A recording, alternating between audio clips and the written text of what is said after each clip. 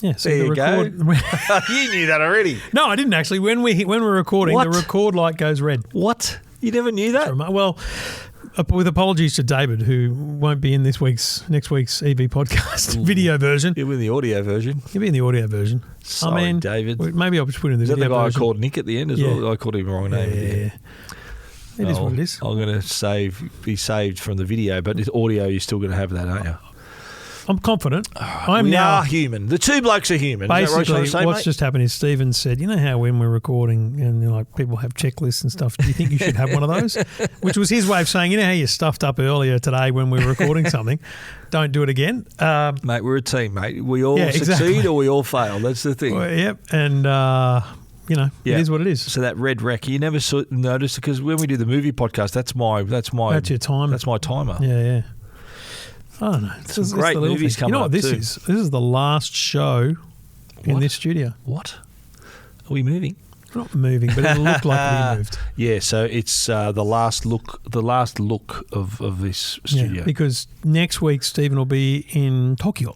Arigato. And we'll be recording remote. And the week after that we'll be in New York. I'll tell you why later this show. Yeah. And we'll record remote or together, but remote. So not in no video for the next 2 weeks. Yeah, and then the week after that we'll be back in the studio and hopefully it'll be all because when you leave, I'm packing this up. Like I'm ripping everything apart. Yep.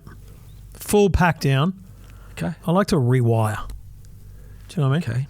Like all the cords, I got new ones. I know the feeling. Everything. In my office, I've had to do this several times. I've had to unplug everything, take everything out of the room, and I remember when the painter was in there. Had all the modems still connected. That's the room where all the internet comes in. So he's got his little drop sheet over my modems, and he was painting, and I think he stepped on the power board, and one of the connections came out, and Joe goes, "Oh, something wrong with the internet?" I said, "Oh, let me check." And good old Pete, I said, "Excuse me, mate," and I reconnected it. Pete the painter, good bloke. We use Paul's paints. Pete and Paul. Pete's my man. But you can tell straight away when the internet's not connected, especially when you're watching Fox or doing very something much so. online. Well, Andy from Universal Home Theatre is coming tomorrow. Is he really? Andy? Is he on Instagram? Is that the guy on Instagram? I don't know. It's Universal Home Theatre is the company. I use them for any of my mounts. So they've mounted the 100-inch. They mounted the 85. Really? And then the 100 after it.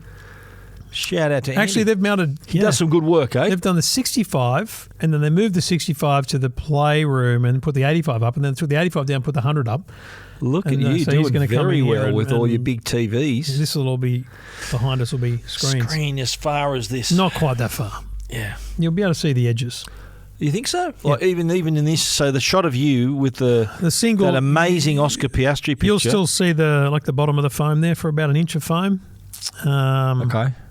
Yeah. We could zoom in and have but I want to see what it looks like. Okay. Play around with it. Mate, you go big, go all or nothing. We're also going to move out. The desk's going to be a little bit further away, so that'll change. Bit of depth of field, is that what you want, mate? I just want a bit of extra space here. Okay. And I want to have, this will all be over here so that we can have a third person if we had a guest. Okay, what are you trying to say? You want to make it 3 blokes? You want to get someone else in, mate? But for some of our shows, we could easily have a guest. Which we are. We've got one lined up. Yeah, we do. In August. But not in the studio. But long term, I wouldn't mind working out, and it's a job for another day. Yeah. If we had like FaceTime or Zoom, having the guest is on that screen. Yes. Because it's... We should talk to some tech people about that. When I was at Apple Park for the Dub. So the day after the keynote, Jason Lawrence in Melbourne, the Nova team, their producer rang me and said, "Can we talk about the whatever?" They'd seen something that they were excited about, call screening or something. I said, cool. And they go, "Well, FaceTime me." I went, "Okay, cool." Like ABC and a lot of stations do FaceTime or WhatsApp because it's better quality audio. Yeah. So I'm just sitting out. I do that too. I did Messenger sometimes. Sitting out the front of the visitor centre, you're just sitting on a table there, and my phone rings and it's FaceTime. I go, "Hello," and then I realise they're on video, and I'm like, "What the?" So I go, "Oh my God!" I had to grab my AirPods, put them in, and I didn't realise that they've put me on the screen in the studio because radio stations now, it's all video and stuff. Yeah. So my big ugly mug is on a FaceTime call, and I'm walking around. But in a radio studio, it wasn't TV. It was just for their benefit. When they put it on socials and stuff, it's all there, right? Yeah, right. And it looked good. I thought it looked good. So it's a challenging thing to pull off, though, because it can't just be an Apple TV AirPlay because Apple TV doesn't do portrait. You can't rotate Apple TV. So it has to be on the Mac. And I have to talk to my good mate Howie, who set me up with all the software to do this. Yeah. To Could crop it we, out. I know we have just their, on the EV show, the callers, just their voices. Well, that's what I'm saying. We could have a FaceTime call. That's what I'm talking about. That's the only show where we have people on. Okay. It's not this one. But I mean, if we have had guests on Two Blokes, we're going to have someone, We've never had a guest on the show. But we recorded a special episode with BMW once. Yes. But this guest in early August. Yep. This will be a single show for this one guest. Yep. That's how important this is to us. Oh, so we're just going to do our normal show and this, or will that be the show for that week? That'll be the show for the week after, I reckon. I reckon we'll take a week off. Yeah. Do you know what I'm saying? Yeah. Although we won't take a week off because we'll still have all this other stuff to do. Yeah. If we're smart, we'll do 2 movies the week before, 2 EVs the week before, and we'll take a week off. And then go Wednesday. What the hell's going on? Yeah. I've got nothing to do. My diary will be clear. Got nothing and to so do. that's my idea because we're recording on the Friday and we publish it the week after. What do you think? Yeah, great idea. It's only going to be audio. The interview That show. interview show, yeah. Do you think we should try and do video? I think we should try to do video. Stephen's asking me to set up. Use the graphics of the other show and sort of put it up on the screen, or you can't do that? Is that too much work for you? Hey, just giving you more work to do, or? We might have to do a site recce and go and check the joint out to make sure we can set up like 3 and 4 tripods, and we'll use iPhones. Yeah. We'll use iPhones to record it. We'll work it out. Well, and again, lovely to have you with us here on the show, folks, as we just talk and unpack our lives. Our schedule but there. It was interesting that when I did the interview with Joz in Apple Park, obviously the last one I did was Tim Cook, and they set up, big broadcast, proper cameras, and there was a whole crew and everything. They did all that on iPhones. Yeah. They just had iPhones set up on tripods. It looked pretty good. I thought it worked well. Of course. So maybe, anyway. iPhones. Yeah. Stephen's just giving me more work to do. It's great stuff. Just suggestions, mate. Just suggestions that I've got to come through with.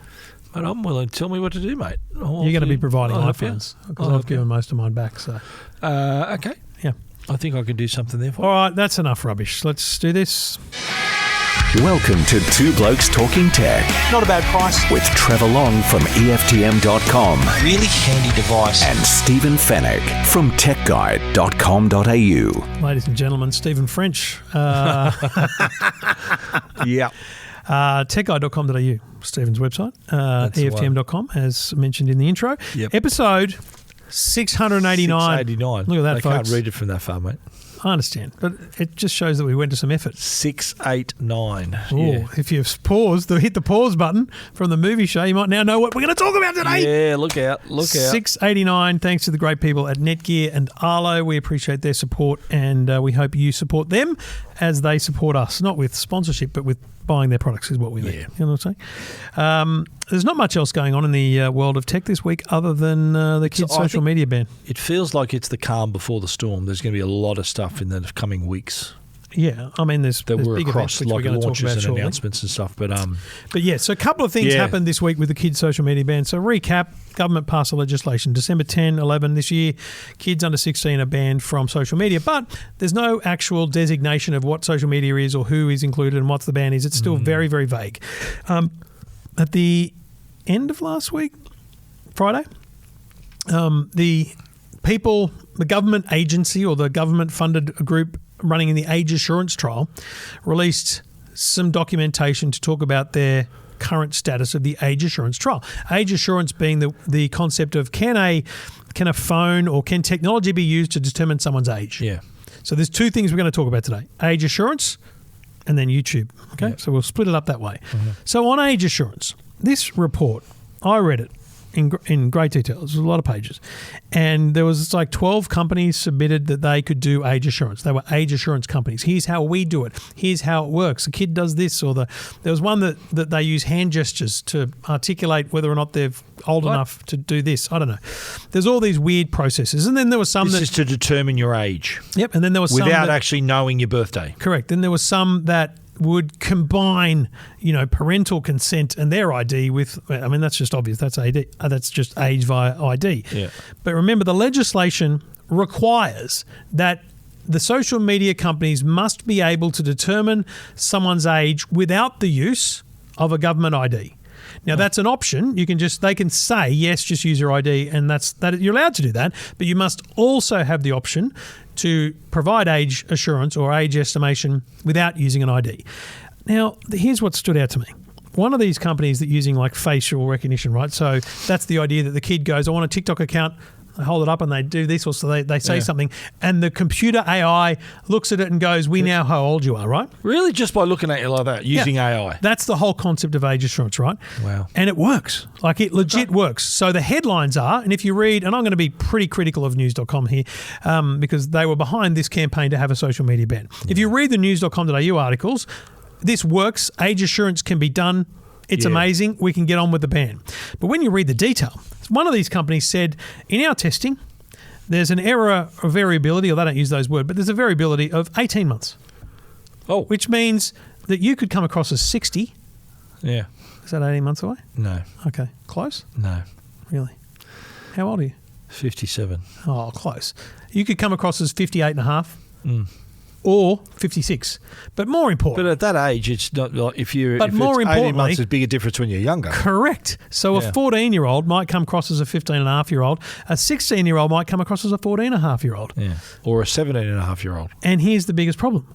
This technology, like even the eSafety Commission, who we're going to talk about in a minute, talked about this technology at the press club and said it's advanced so quickly in the last couple of years, and technology is amazing. They can do this, but none of them can do it to the day. And I'll tell you why that matters. No. Because, mate, Victoria and Harry, they got to get off social media in December. And then I'll give you breaking news. August 2026, Victoria will turn 16. Jesus Christ, that's scaring me. So anyway, on the date she's of her 15 birthday, this August, 16 next August. on the date of her birthday, do you know what she's going to want?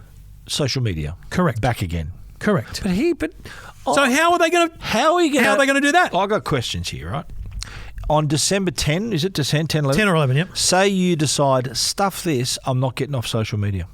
And you're a parent, you've got children, you do nothing. What's going to happen? Great question. So I was going to look up the legislation. We'll just free wheel it. But the legislation says that a parent can't be fined or prosecuted because their child is on social media. Yeah. Okay? So you're allowed as a parent to say, do your best. Stuff it, yeah. You're on your own. TikTok, Instagram and others can be fined if a 16-year-old or less, under 16-year-old, in Australia, is on their platform. Okay. So they can be fined like $50 million. Yes. They have to take all reasonable measures to prevent a 15, 14, 13-year-old from being on their platform. So does that mean that if a parent decides, stuff this, that TikTok could turn around and just say, we know you're under 16, your account's shut? Exactly. They could do so that. In the same way that today Instagram has very good teen tools that will estimate if you are a teenager and give you different content, give you different settings, yada, yada, yada. They will use. I've got great confidence that those companies will do everything in their powers to lessen the exposure to harmful content because they can and they will, right?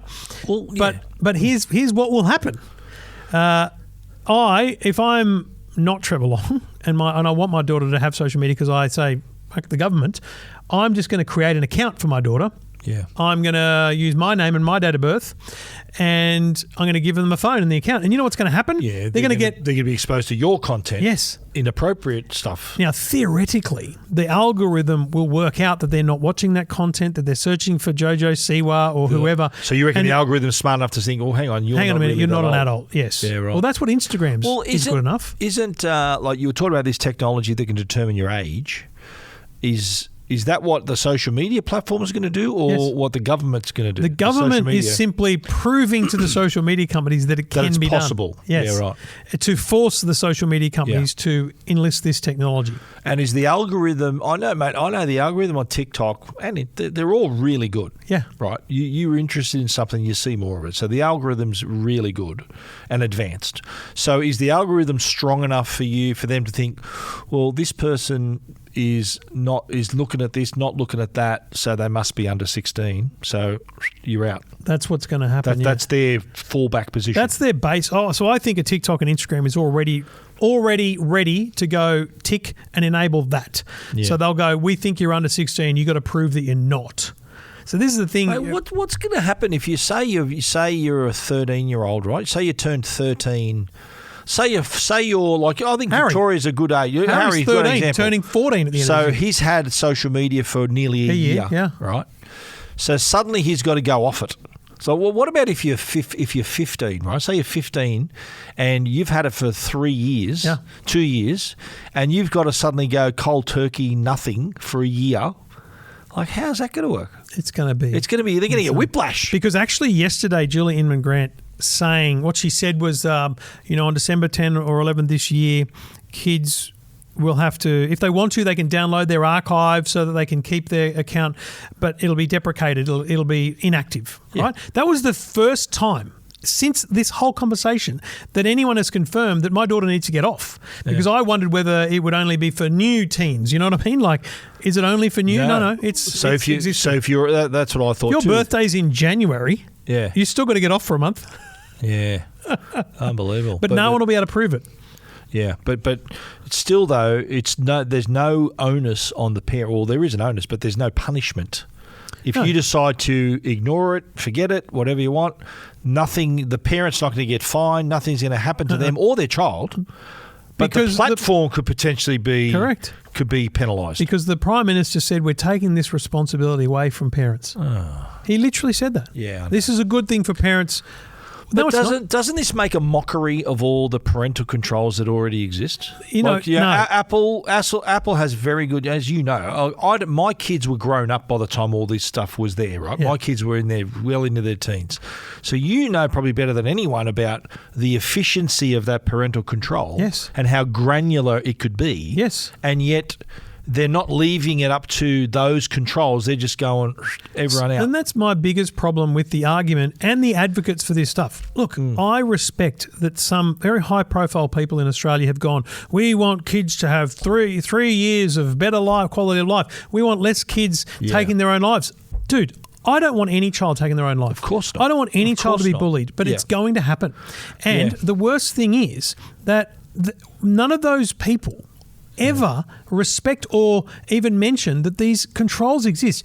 If News Limited and the Daily Telegraph and News.com had spent as much time educating parents on the controls that exist on TikTok, on Instagram, on iPhones and Google phones, Android phones, for parents, like, why can't they dedicate 2 pages to that? If you were still there on the Connect Lift out, it'd be 2 pages of how to set your kids up. Yep. You would be telling people how to use these tools, because I'm telling you, I watch Harry, and I the other night after dinner I shared a reel with the family in WhatsApp. It was some funny thing, right? And Harry clicked it and couldn't watch it because his time was up. Oh, okay. Right, his time was up. Yeah. He's on an Android phone. I didn't even control his screen time properly on an Android phone. Yeah. But Instagram and TikTok, strict and strong time controls and content controls. They've already got it. Yeah. The best controls exist. Instagram and TikTok both. Listen, they both know what's good content and what's bad. But they also know that some people like looking at the bad content. That's why I get deaths every 5 minutes on Instagram. I don't know. I'm watching it, right? Yeah. But you keep watching it. They keep giving it to you. Correct. Yeah. And I'm not complaining. I'm just saying I don't want my kids to see it. And I'm confident my kids aren't seeing it because it's not the content that they're serving to teenagers. But it also gets down to, like, I know the reasons. Their reason is to sort of give kids the sort of less exposure to bullying and to have a better self-image and all those sorts of things. But that also comes back to being a parent too, doesn't it? Isn't that kind of they're cutting your grass a little bit by assuming you can't do a good job doing that, so we're going to do it for you. That's insulting. It should literally be an opt-in. Yeah. Not an opt-in, not an opt-out, or whatever the other way is. Yeah. I should be, as a parent, be able to go, no, I'm cool with my kids. Yeah. We have conversations. We have a digital contract in place with our kids. Yeah. We have time limits. I've set up the parental controls. Let my kids free. Like, that's my campaign. Let my kids free. Yeah, I know. And the problem is too is that the libs and the other parties, they can't oppose it. No. They'll seem to be. That's why it'll be a negative move for them to do it. That's why it was bipartisan. Everyone agreed, and And I still get it now. The whole thing, though, is that, people were getting bullied before social media. Kids were committing suicide before social media. Yes. So there's social problems that they think this ban is going to potentially eliminate are still going to exist. There's still ways to communicate. If we move from bullying in the schoolyard to social media, we're now going to move to WhatsApp or some other messaging. Something else. Like, is Messenger part of this? No.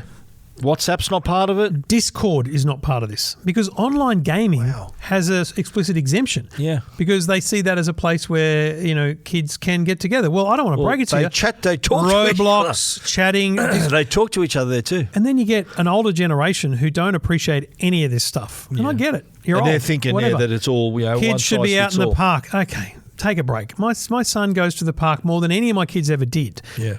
And he still is on his phone late. Whatever. Yeah.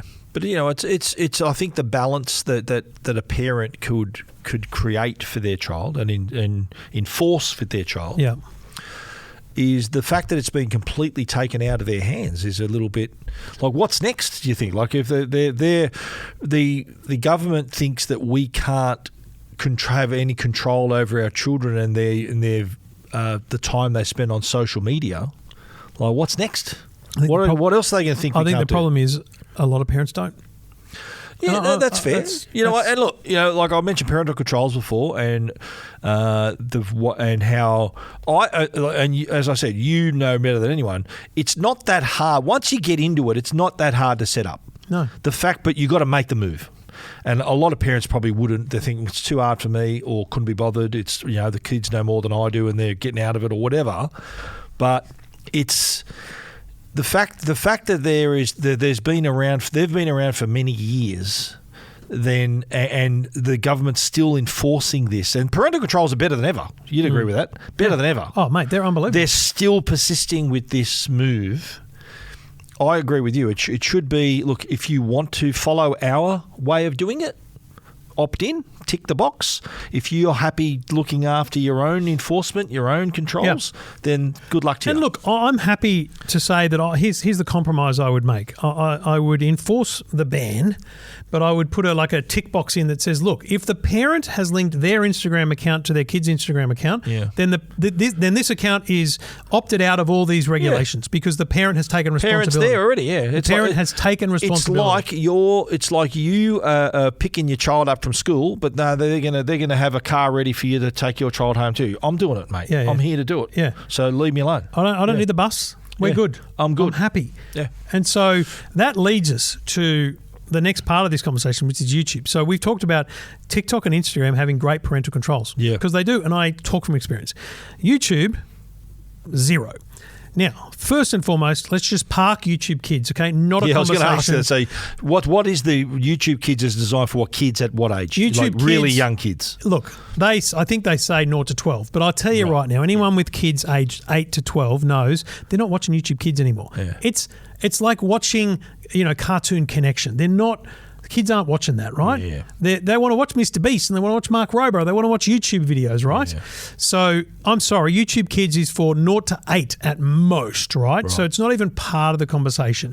And I think it should be allowed because it's a separate app and it's essentially filtered content. It's not perfect, but it is essentially filtered content, YouTube right? Kids. So YouTube overall has no ability for a parent that I'm aware of, because I've never been told by YouTube about it, has no ability for a parent to say, well, here's how much time I want my kids on here, here's the content I want them to see, all the kind of restrictions that so they Instagram don't have TikTok that has. Built into YouTube? No. But is there a way for you to enforce your parental controls? I can put a limit on the app and on the website, but that doesn't help with the content.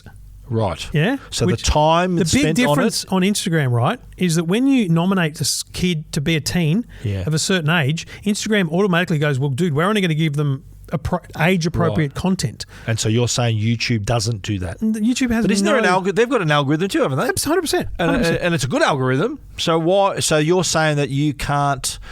There's no way for you to control the time. You can, but content, no. What they were exposed to. Correct, yeah. And the bigger problem, and it's literally never been mentioned by any member of the parliament or, frankly, anyone in position of power in this situation is, I don't care about YouTube, okay? YouTube on a computer, YouTube on a TV, let them free, okay? But YouTube Shorts is a dangerous product, and it is exactly the same as TikTok. And you know what my son Harry does when his TikTok time's up? He goes to YouTube Shorts. Yeah. You know what my son Harry did when he was 12 and wasn't allowed to have social media? YouTube Shorts. Right. So that's what they do. They sit on YouTube Shorts. Yeah. That's Which is like TikTok. Their version. So kids don't use YouTube. They use YouTube Shorts. Yeah, they don't watch the long videos. They watch the short stuff. eSafety Commissioner wrote a letter to the Minister for Communications. And I'll tell you right now, my biggest red flag here. Yeah. To the Honourable Annika Wells from Julie Inman Grant. Dear Minister Wells, now we're recording on the 25th of June. This was released on the 23rd. Thank you for your letter dated 12th of June 2025 seeking my advice on the draft online safety rules. This letter was sent on the 19th of June. So 7 days after receiving a letter from the Minister, the eSafety Commissioner replied with some very serious suggestions. Why did the Minister only write to the eSafety Commissioner on the 12th of June about the rules? Why didn't they write to them in January? Yeah. So I've made a Freedom of Information request. I want to see that letter. Yeah. I want to see what they wrote. The whole thing. I want to know what the Minister wrote to the eSafety Commissioner asking for this assessment. Yeah. Because the assessment is, and there's 5 points, but broadly they say YouTube should be removed from the rules, which means, so when you read the online safety rules now, it says that YouTube is exempt because the Minister decided so. It doesn't actually say because it's educational. That's a separate exemption level. It's an executive decision. It just says it's an executive decision broadly, right? Yep. So, and to be clear, the eSafety Commissioner is not directly saying that YouTube should be included in the ban. What they're saying is no platform should be singled out for exclusion because platforms change. TikTok changed, Instagram changed. Of course, yeah. They then secondly say that, and this makes me laugh, that the explanatory statement to the rules provide guidance to support a shared understanding of the government's intention and to avoid future enforcement challenges, which basically says that the rules aren't explained very well. I find that embarrassing. The third one is that consideration is given to amending the draft rules so that they reflect both the purpose of the service, i.e. TikTok or Instagram, as well as its risk of harm. And we'll go into that in a minute. The fourth thing is that consideration is given to a new rule to exclude lower risk services that are appropriate for children. YouTube Kids. There's a great example. Or someone might create a social media platform that is made for kids under 16. Yeah. So they're saying you should allow that to be, because what if someone does create that? Yeah. What if TikTok came out and said, here's TikTok Youth. It's a separate app. Yeah. Here's the algorithm. It's published. Here's the content. Why not? Why should you stop them, right? So that's what the eSafety Commission is saying. And the final thing is that implementation be monitored to identify any emerging challenges which to be addressed through further rules. But look, in the end, the big thing here is that the eSafety Commissioner has provided some pretty rigorous research to the Minister around the risk which is posed by YouTube. Now, here's the results from the eSafety's recent youth survey indicated that YouTube was the most popular social media platform children had ever used, with 76% of 10 to 15-year-olds having used YouTube, making it significantly more popular than the others. Among a subset of children who had never seen or heard potentially harmful content online, 37% reported that they had their most recent impactful experience occurred on YouTube. So they'd seen harmful or hateful content on YouTube. Right, yeah. The next best was 21% on TikTok. Like the gap is enormous. And yet TikTok's banned. TikTok's banned and YouTube has a rubber stamp. It all comes down to, we've said this before, ratings. You know, if I go to the movies, right? If we go to the movies, yes, there's a rating. Yes. So should young Harry see it? It's rated R? Probably not. PG? Okay. Now, but that's a great point because an MA15 plus movie, he's 13. Yeah. I make an assessment on that. Do I feel like he's old enough to understand what are the content themes that are involved there? Yep. But it's my decision. Yeah.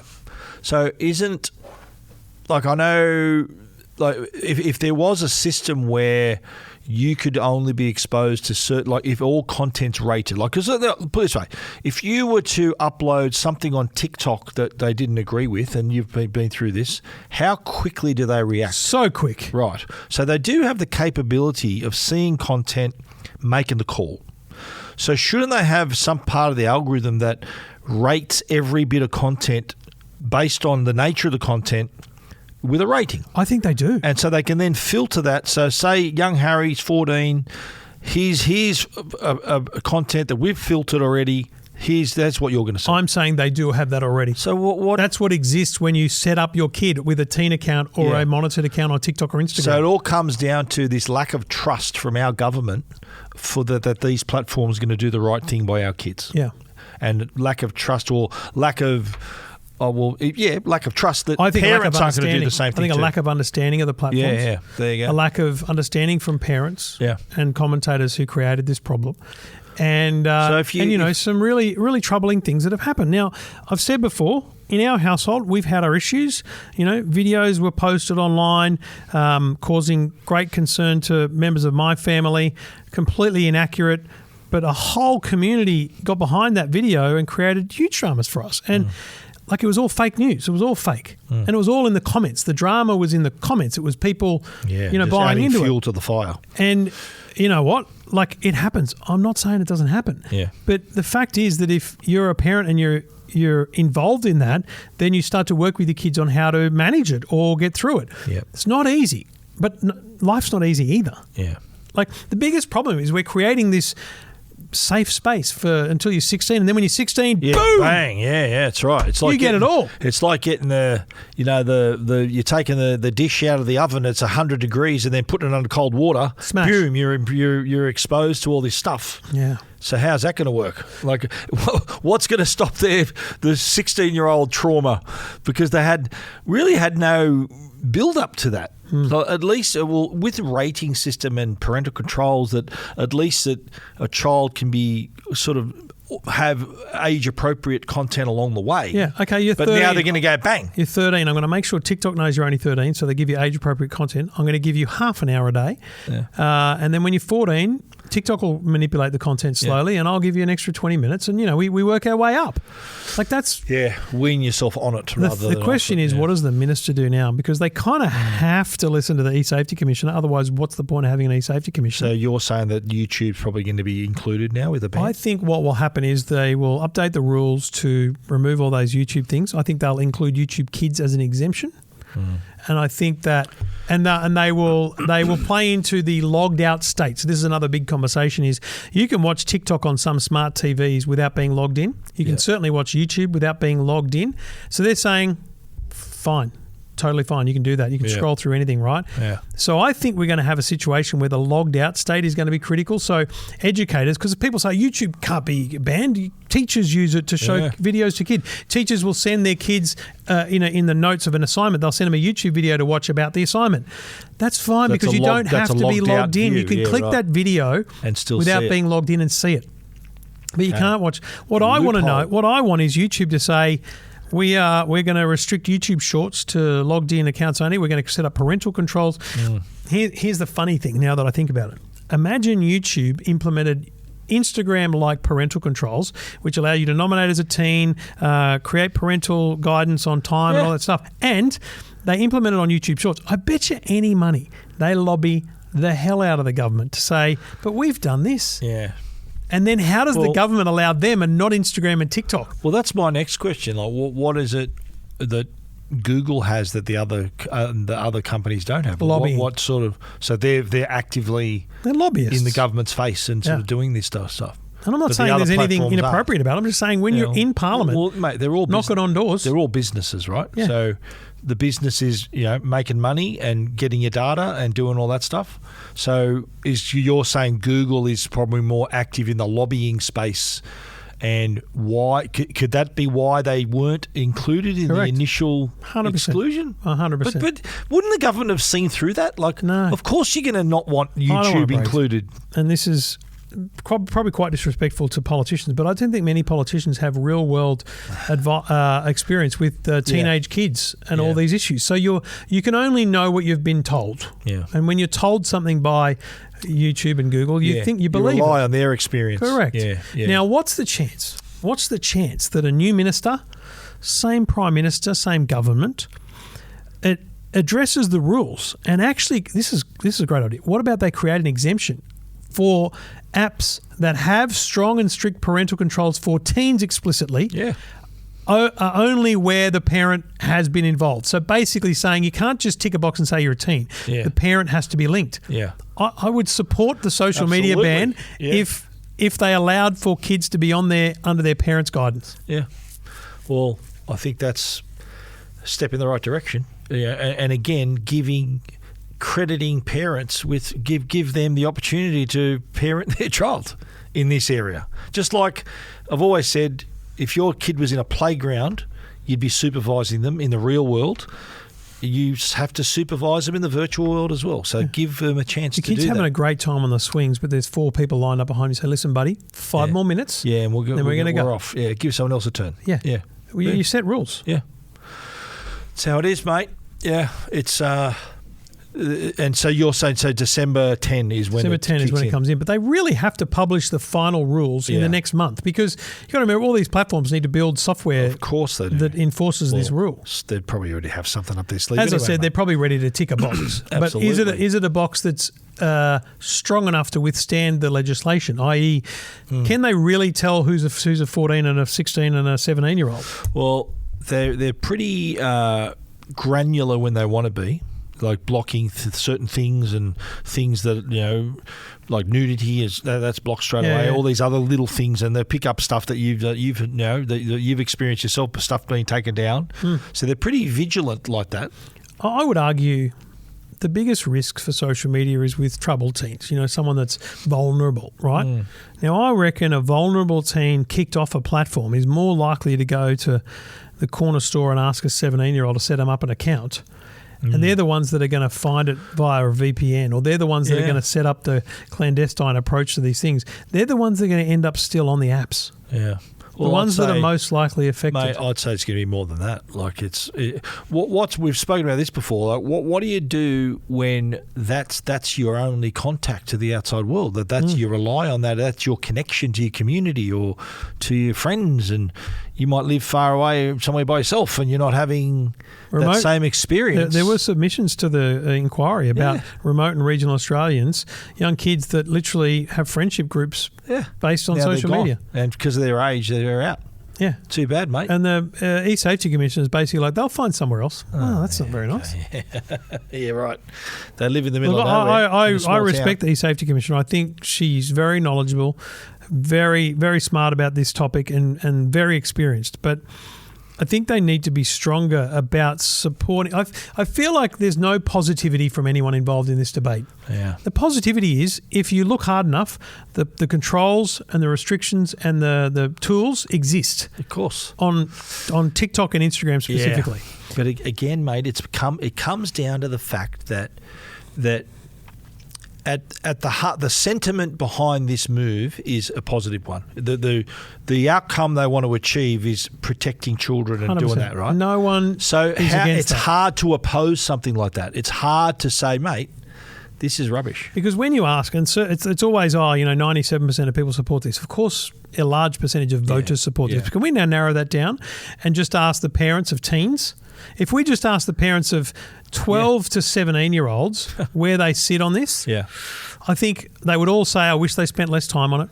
I wish they went to the park more. Yeah. But I'm okay with them doing it, and we've had these issues, and I don't support a ban. I support strict stricter regulation, strict use of parental controls, and strict like a requirement for content takedowns. Like you need YouTube and TikTok and Instagram to be over aggressive with their content takedowns. Yeah, it should be annoying how often they take content. You should be able to report stuff, and it just disappears. Something happens. Wow. I don't know.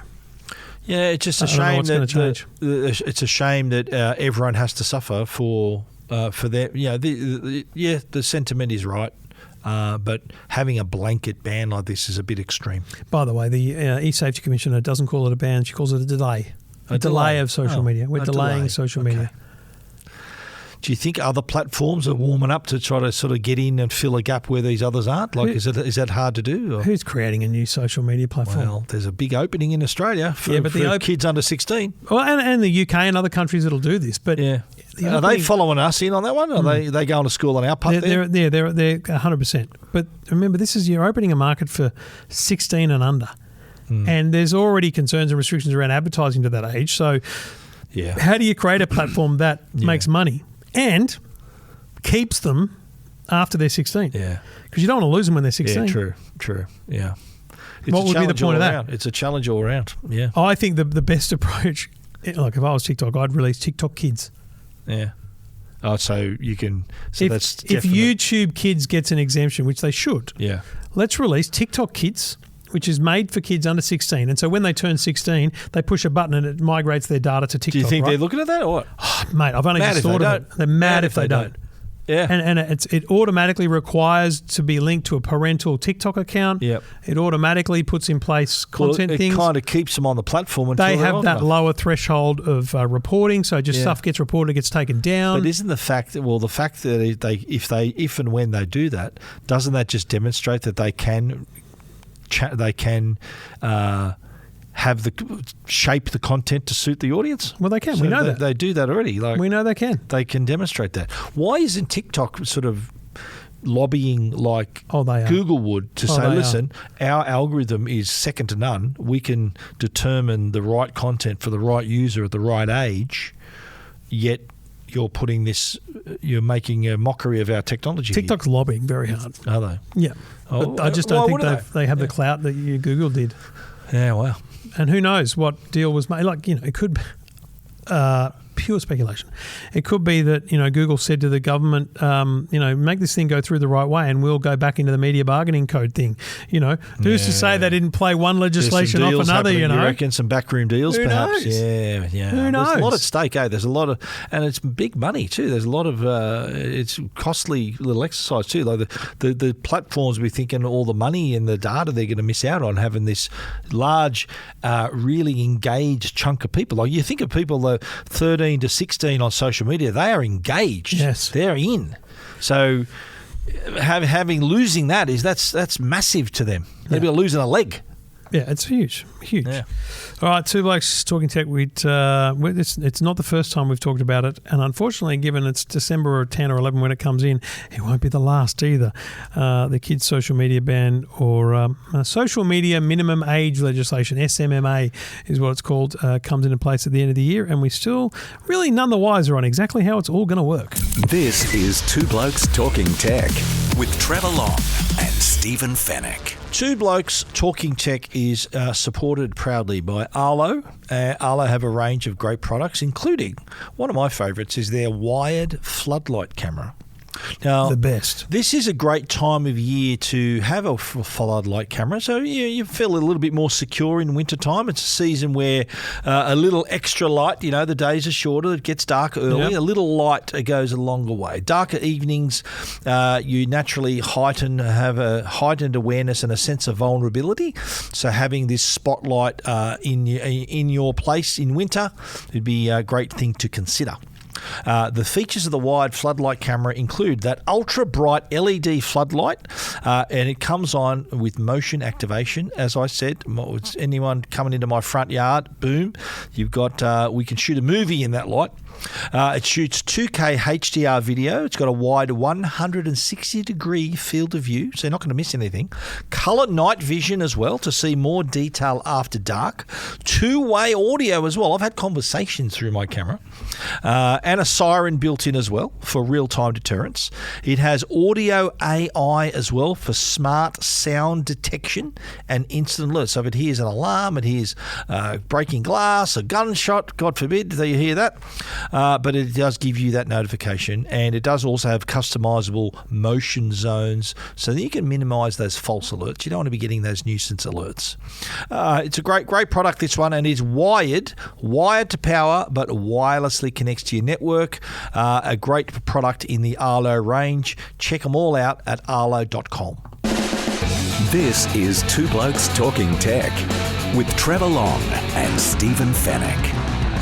All right. I thought the countdown was live, but it's not one that it's a screenshot of a countdown for the Galaxy Unpacked event I was looking at just now.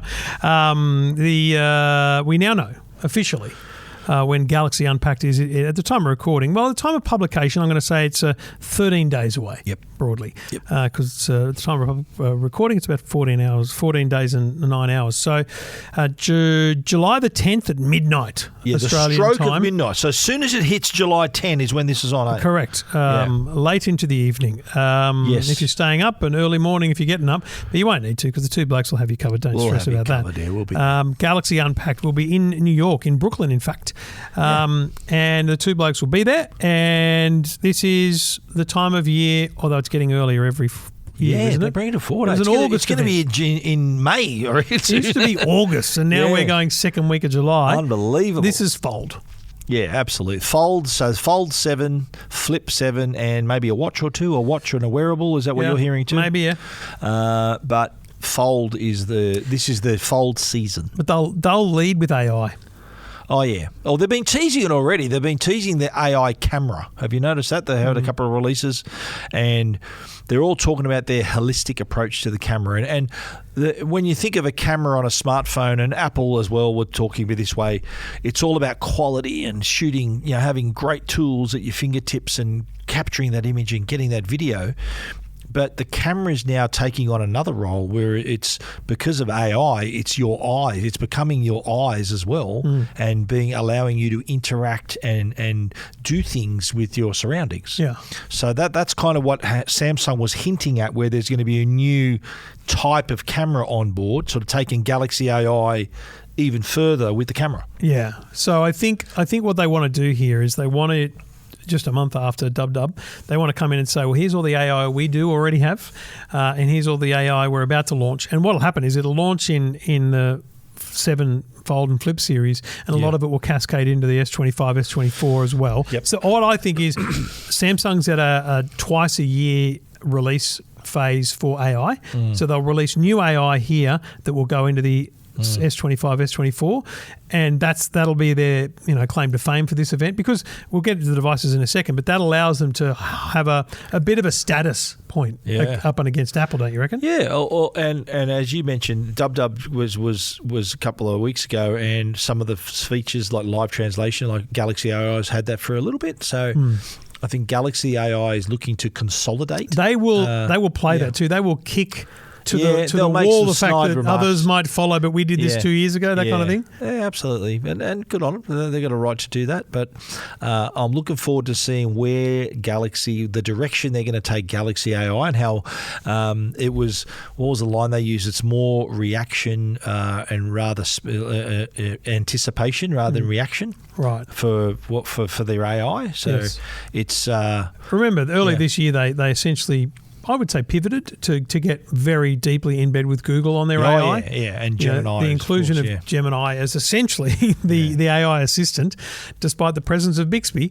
Bixby, poor old Bixby. Really did put them directly into Google's camp. So you may even see them do things like VO video generation. You may see them include that some way in the purchase of a Samsung, because that's a very expensive subscription-based model, right? Yeah. I think the theme of the event will be AI, because that will be something to write home about. The line I mentioned earlier, it says the move the experience from reaction to anticipation is what I meant to say earlier. Yeah. As AI becomes the new UI. That's their approach. AI is the new UI for their devices. Yeah, and that should be the way it works. I think some people would be skeptical or and they're throwing around the word ultra. The word ultra is getting thrown around a fair bit. I reckon that this Fold 7 will be called the Fold 7 Ultra. Does that mean there's going to be 2 models? Yeah, perhaps. Or here's what we know from leaks, and you can talk a bit more about this than I can. But broadly, it looks like it's going to be similar design, but thinner and squared off a bit. And we look like we're going to get a bigger front screen. Finally, a lack or lesser or zero ridge, bump in the middle on the Fold. Yeah, the crease apparently is almost undetectable. And what I think is interesting, because if you look at some of the mock-ups or photos or whatever you want to call them, the phone looks super thin and everything, but the camera still looks enormous. So I wonder. Yeah, the camera bump. I wonder if a Fold 7 has a very basic camera with a more refined bump, and the Ultra has this bulging bump. Maybe. Because I would go for the standard Fold 7 in that case, because I want it just to be thin and light. Yeah. I mean, we've talked about it before. So you like the S25 Plus? You cannot argue that the simple thinness of the Galaxy S25 Edge isn't ridiculously appealing. It is, and I think that's what you got in your hand there, and I'm still using the S25 Edge. I reckon that's a precursor to the Fold. Can you imagine each side of the Fold being just that thin? Or thinner. Or slightly thinner? Because they did mention, someone mentioned that the battery capacity of the Fold was going to be about 4,500 milliamp hours, not 5,000, not 6,000. Right. So, because that's got, what's that got, 3,800, 3,900 it's a milliamp smaller hours? Number, though. Yeah, it's less than 4,000. So, if they're taking that approach where it could be thinner than that, each side of it, like I've seen mock-ups where the folded Fold 7 is as thin as a regular smartphone. Yeah. Like as thin as the Ultra. It needs to almost. Be. But then I just worry how big that camera bump is. Yeah. Oh, I don't mind a bump there. So your biggest thing about the Fold has always been you want the front screen to be bigger. I want the front screen to be, I've said this always, I want the front screen to be big enough for me to get away with doing everything on the spot, text messaging, those things you've got to do. And I want opening the phone to be my decision, to be just an absolute bonus. Mm-hmm. Oh, look what I can do. I want to multitask. I want to do this. I want to watch a show.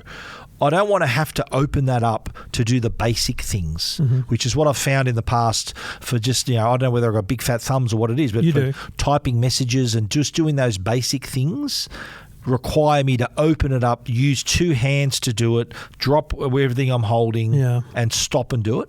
Having that ability, if I can do more on the front screen, I'll be very happy. Yeah.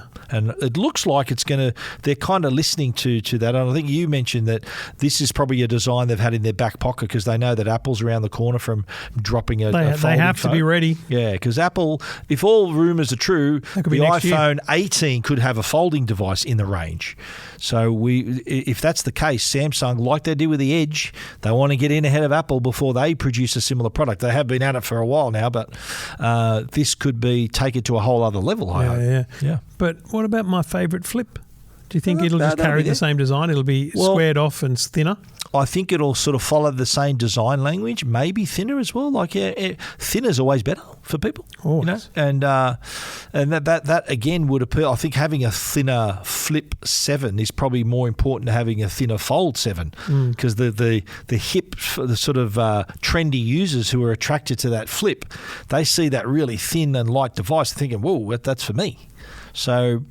Mate, I think it's got to carry through, and whether the design changes a whole lot more, I think they'll square it off similar to what we've seen with the S25 series. Yeah, but I'm keen to see what they got. We don't look like we're getting the full screen Moto Razr Ultra style front. What? Really? No. Oh. That's been one of your pet hates, eh? It is. You got to go the whole way. You got to use the space. Yeah. Maybe they'll listen this time. I don't need the manila folder-shaped screen. I just want to... That annoys you, doesn't it? Because that's where the cameras were on the bottom there. But you're not going to use that part of the screen anyway. No, but they're missing a whole part next to the cameras. Yeah, okay. They're missing heaps of So how do Motorola, isn't the camera the whole part screen of it? The cameras are part of the screen. In the screen. Yeah. Yeah. Okay. That's fine. Yeah, well... But I can remember, I don't know whether I've told you this before, when I think it was about couple of years ago at a Fold, when we were in Korea, when the Fold event was in Korea. Yeah.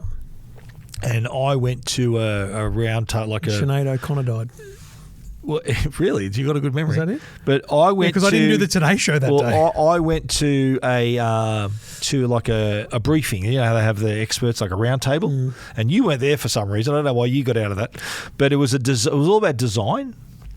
And you've told this story, the head of design, I'm thinking, mate, could I just give you a tip? Can you make the front screen a bit wider? And he goes, oh, yeah, we've tried other prototypes like that. And I did see the actual prototypes, the sort of wider, shorter sort of. I said, no, mate, just go bigger like that. Just go bigger out here. and he was sort of nodding his head as if to say, who's this idiot? If he's there in Brooklyn, he's going to give you a wink? Maybe, I hope so. I hope so. Yeah. Anyway. Look, I'm not saying it's same, but I'm just a bit worried that the only excitement from the event is going to be AI. No, I reckon the hardware is going to impress us too, mate. I'm hoping that, with bigger screen, thinner design. I think I think they're going to let it off the leash now. I think they're going to really have a crack here because we're 6 years in already, 7th year in. Like, come on. We're due for something a bit different or noticeably different because you've got to agree, over the years, there have been very incremental differences. Yeah, there was a big leap on, I think, up to the 3. There's been a couple of little jumps in either. They got rid of the wedge. Getting rid of the wedge. Yeah, so they made it flat. Yeah. Getting rid of the rounded edges that they've done with the other phones. Yeah. I just don't know that the folding phone market is growing. Well, is this the one that's going to take it from niche to mainstream, do you reckon?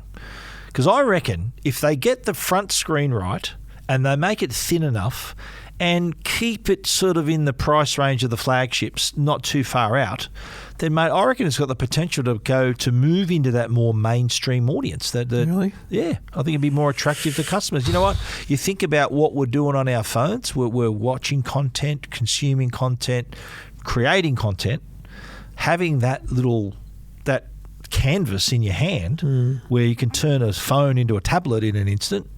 That's going to appeal to a lot of people, maybe more so especially if they see that the front screen, just looking at it, looks like a normal phone that opens up to a bigger phone. I don't know. It might get a few people off the fence. Yeah. I think the Flip is still weirdly a female skewed, smaller niche. I'm surprised that you like as well. Yeah, I prefer it. Yeah, I'm a fold guy, mate. Give me the fold any day.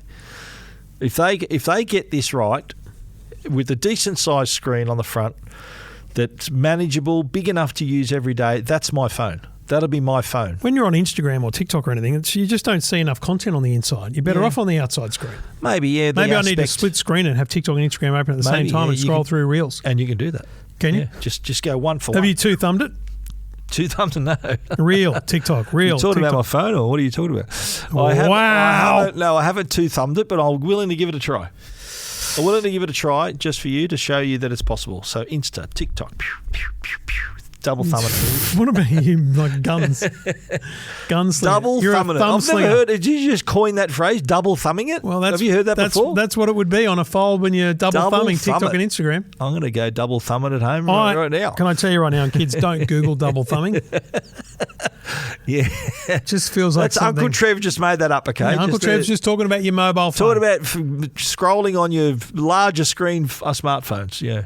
Yeah, definitely talking about your smartphone. Yeah. All right, so what do you reckon? Watch July 2? the 10th. Do you think watch? Watch 2? Oh, they have well, to where are we a year? How long has the Ultra been out? Ultra's been out, is it a year? Is Ultra, 2 years? Yeah, 2 years. It's a year, I think. I think it's a year ago. Okay. Is it a year? Man. You look it up. I'll look it up. I'm pretty sure it was last year. Okay. Yeah. Where were we last year? Where was that? Was it Paris. Korea? Paris, of course. Was that when it was announced? Was the Ultra announced in Paris? Yeah. Great podcasting. Well, mate, you're meant to be talking while I look it up. Two blokes Googling. You're meant to. Two blokes Googling tech. Watch series. Well, I'm pretty sure. July 2024. Boom. July 19, so we're a week earlier than last year. Are we due for an Ultra 2 as well? I'm wearing the Ultra right now. Watch a Samsung Ultra. 7. So Watch 7 was last year. Yep. So it'll be Watch 8 and Ultra 2. What do you think? You think they'll do that? I think they have to. Why not? I feel like they need to.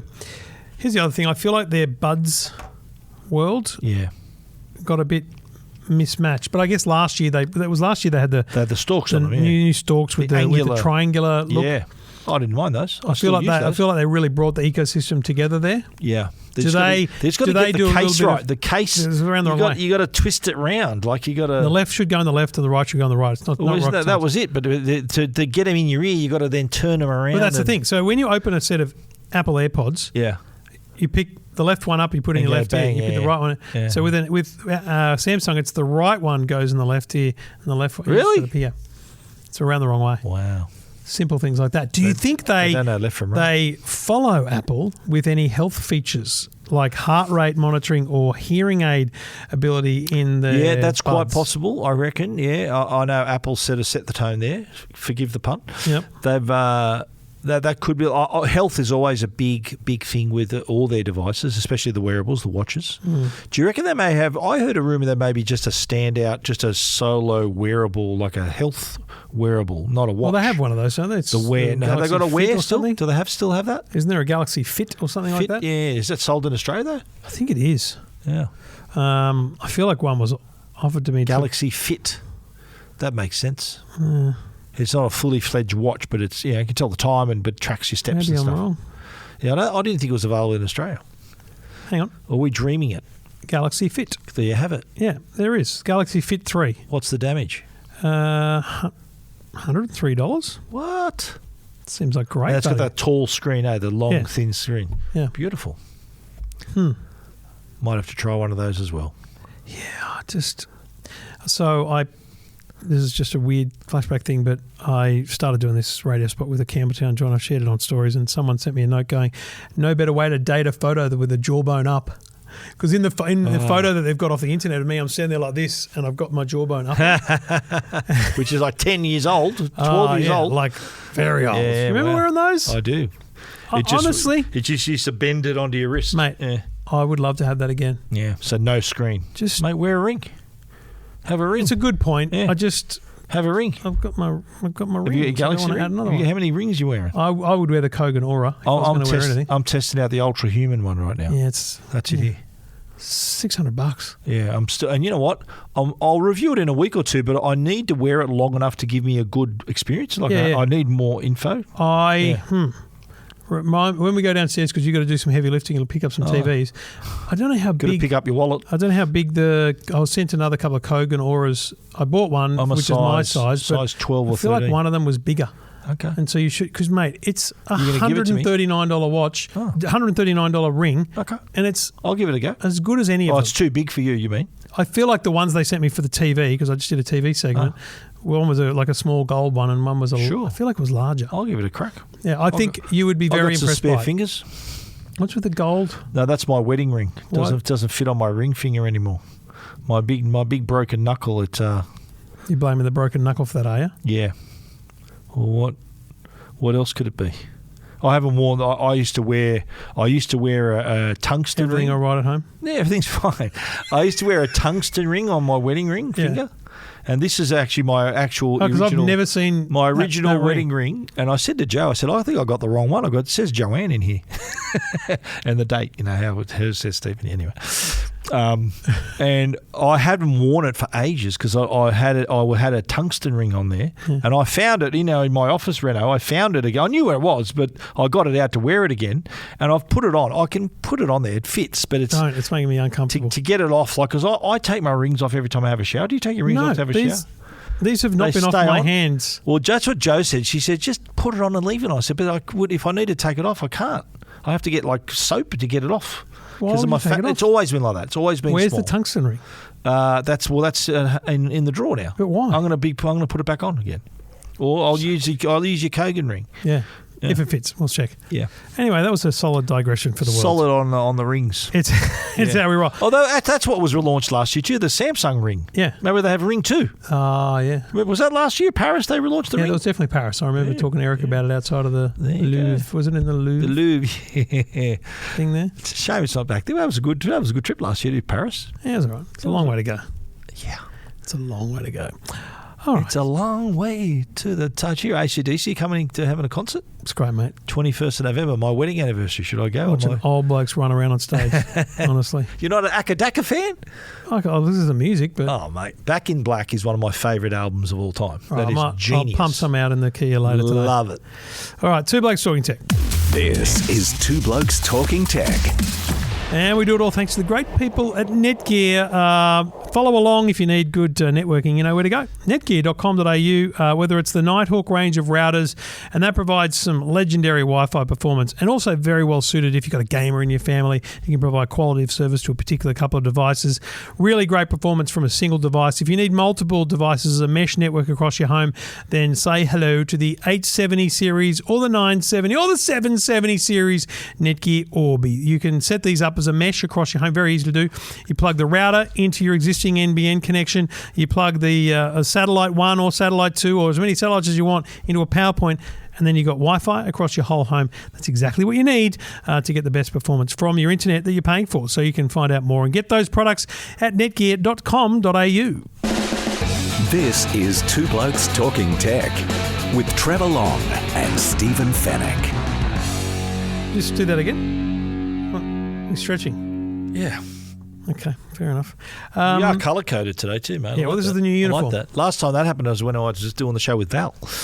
Oh, really? When you were away, and just by sheer coincidence, we did the show. You were away for 2 weeks. We did the show, 2 shows. It was Val and I, and we both wore the same colour 2 weeks in a row. So he wore a sort of light colour shirt. I had the exact same colour. The following week, he had a bluey shirt like this, and we both wore. We were just...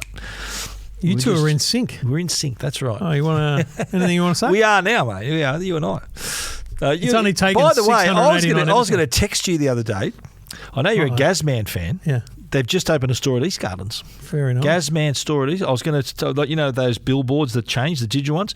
I was about to take a photo of it, but it changed. I thought I'm not going to wait for it to come around. There's again. a Johnny Big at East Gardens too, isn't there? There is, yeah. That's where this shirt's from. There's also another one from, there's another, Axel Plus is another large-ish, where I shop also. The Axel, I think it's called Axel Plus.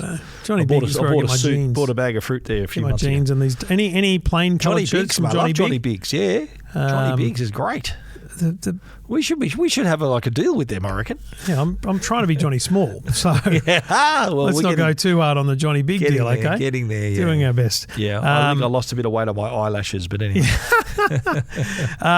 So, Stephen, big deal this week announced by Meta. Yep.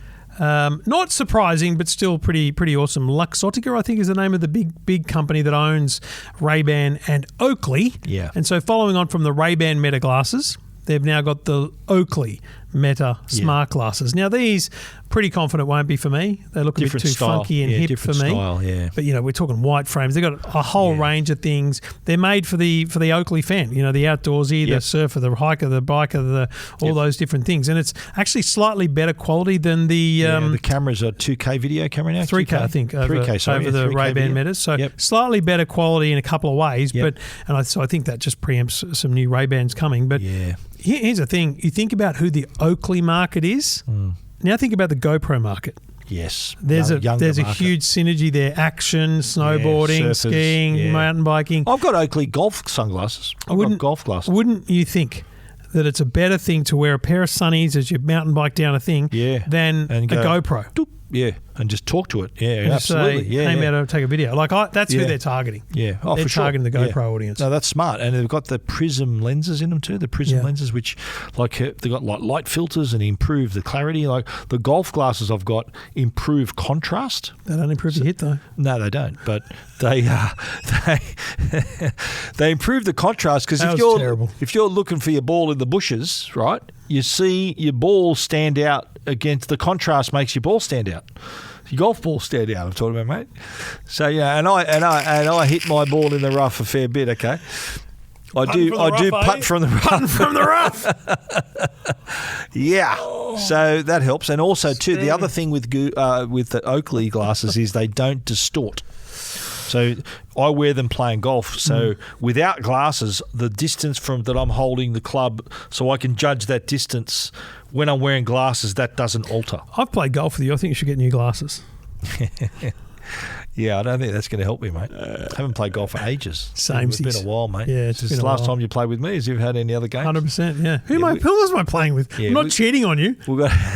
I haven't recorded any tech podcasts lately with anyone else either. Okay, I appreciate it. Me neither.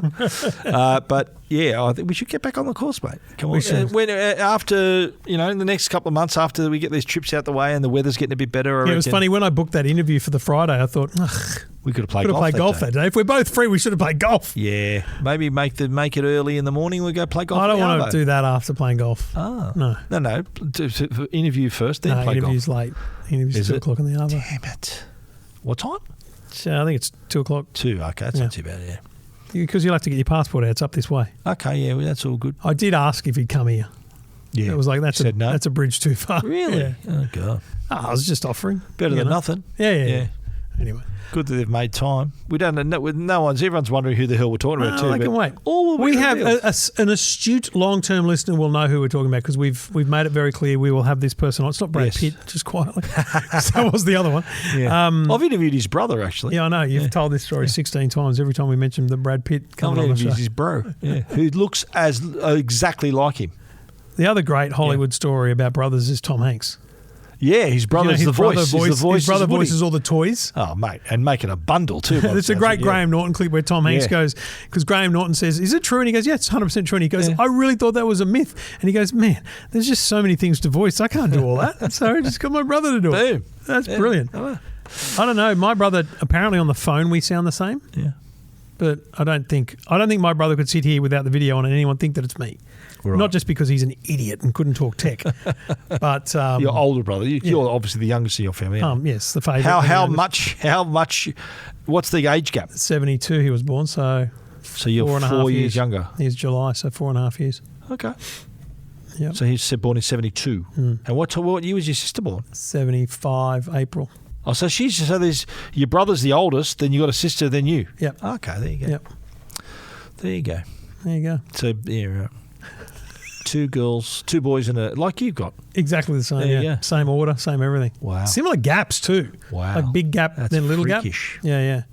Do-do-do-do-do-do-do. All right, that's enough from us. Great to have you company, folks. Thank you for watching and listening to Two Blokes Talking Tech here on the Two Blokes Talking Episode Tech. 689. It's not in any other feed. This is the feed. 689 was 689. the episode number, just in case you were wondering. Kicking them over. So 691 in New York. Yep. 690 next week. 690 I'll be in Tokyo for that. Tokyo. Yeah. Konnichiwa. Arigato. Very good. It reminds me of the Tom Segura bit where the bloke goes, he checks into a hotel and he goes, you don't look Japanese. And he goes, what are you talking about? He goes, Segura. And he goes, of course I sound Japanese when you say it like that. Yeah. You say Smith. It sounds Japanese too. It's a good bit. Mate. Careful there, careful. No, it's a piece. You can watch it online. Comedy bit, is it? And I'm not a comedian, so I should stop doing it. There you go. That's what you're saying to me, isn't it? I'm saying, you just said we've got to go. All right, mate, bye. This is Two Blokes Talking Tech with Trevor Long and Stephen Fennick.